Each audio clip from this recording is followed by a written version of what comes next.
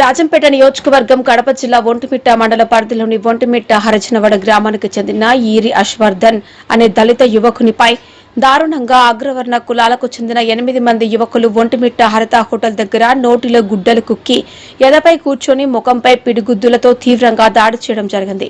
ఈ సంఘటన తెలుసుకుని కాంగ్రెస్ పార్టీ రాష్ట్ర ఎస్ఎస్ఎల్ కన్వీనర్ నల్లా కదిరిగల్ల శాంతయ్య, మాల మహానాడు రాష్ట్ర ఉపాధ్యక్షులు లింగం సంజీవ్, మాల మహానాడు రాయలసీమ రీజనల్ ఉపాధ్యక్షులు కొమ్ము ఎల్లయ్య, జోరోపల్లి భాస్కరయ్య, అంబేద్కర్ సేవ సమితి రాష్ట్ర అధ్యక్షులు పోలంరెడ్డి మల్లికార్జున, రాష్ట్ర ఉపాధ్యక్షులు కాకి చంద్రమోహన్, రాష్ట్ర ప్రధాన కార్యదర్శి ముత్యాల గాజులు శ్రీను, కాంగ్రెస్ పార్టీ పుల్లంపేట మండల అధ్యక్షులు సింగమల రమేష్, రైల్వేకోడు నియోజకవర్గ యూత్ కాంగ్రెస్ అధ్యక్షులు కాసల బాలమురళీ కృష్ణ, పుల్లంపేట మండల యూత్ కాంగ్రెస్ నాయకులు సింగమల రవి, ఒంటిమిట్ట పట్టణ సీఐని కలిసి దాడి చేసిన వ్యక్తులపై ఎఫ్ఐఆర్ నమోదు చేసి కఠిన చర్యలు తీసుకోవాలని కోరారు. దాడి చేసినటువంటి 8 మందిపై ఇంతవరకు పోలీసులు యాక్షన్ తీసుకోకపోవడం అనేది వివరించారు. నోటిలో గుడ్డలు కుక్కి ఇంత తీవ్రంగా గాయపరిచిన వారు ఎంతటి వారైనా చట్టం ముందు అందరూ సమానమేనని గ్రహించి బాబాసాహెబ్ అంబేద్కర్, డాక్టర్ బిఆర్ అంబేద్కర్ రచించిన రాజ్యాంగంలోని హక్కులు అందరికీ సమానమని, ఇటువంటి దాడులు చేసిన వారిని ఎంతటి వారైనా ఉపేక్షించకుండా బాధితుడికి న్యాయం చేయాలని కోరారు.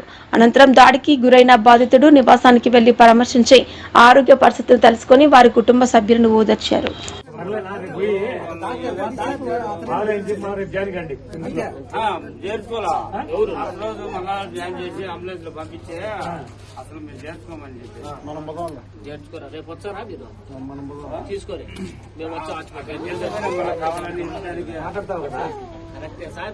ఈ రోజు కడప జిల్లా రాజంపేట నియోజకవర్గం ఒంటిమిట్ట మండలానికి ఈరోజు ఒక దళిత బిడ్డ పైన దాడి చేసిన వారిని తీవ్రంగా ఖండించాలని ఆల్మోస్ట్ అందరూ దళిత లీడర్లు కలిసి ఈ రోజే జాయినింగ్ అయిన సీఐ గారిని కలవడం జరిగినది. అలాగే ఎస్ఐ అక్కడ లేడు, కానీ మేము కలిసింది కానీ ఇది దారుణమైన చర్య. ఎందుకంటే మన దేశానికి స్వతంత్రం వచ్చి 78 సంవత్సరాలు అవుతున్నా కూడా ఇంకను పరిపాలించే పాలకులు అట్ట కమ్మ కాపా తప్ప రాజ్యాధికారం ఎవరి చేతికి లేదు.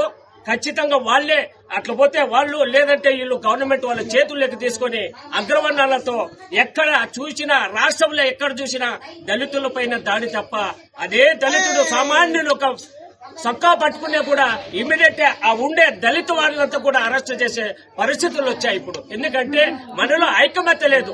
ఎందుకంటే ఒక దళితుని కొడితే ఇంకొక దళితుడు పక్క దళితునికి అగ్రవర్ణాలు కొమ్ము కాల్చున్నారు. ఆ కొమ్ము కాల్చుకుంటే ఖచ్చితంగా మనదే దేశంలో, రాష్ట్రంలో కానీ అత్యధిక మెజార్టీ మన ఎస్సీలదే ఉంది. మనమంతా ఎందుకంటే వాళ్ళ ధనవంతుల చెప్పు చేతుల్లో ఉన్నాము కాబట్టి మనం భయభ్రాంతులు చేస్తున్నారు.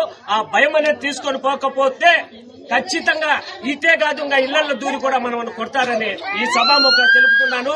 మనము పార్టీలు అనేది పక్కన పెట్టి ఒక దళిత బిడ్డకు అన్యాయం జరిగితే ఆల్మోస్ట్ ఉండే అన్ని రాజకీయ పార్టీ దళితులు ఏకమై మన జాతి బిడ్డను కాపాడుకుంటే మన గౌరవం ఉంటుంది. డాక్టర్ బిఆర్ అంబేద్కర్ ఇచ్చిన ఆశయాలతో మనం ముందుకు నడిస్తే ఖచ్చితంగా ఈ రాజ్యంలో మళ్లీ అంబేద్కర్ రాజ్యం వస్తాదని తెలుపుతున్నారు. యువత ఉన్నారు.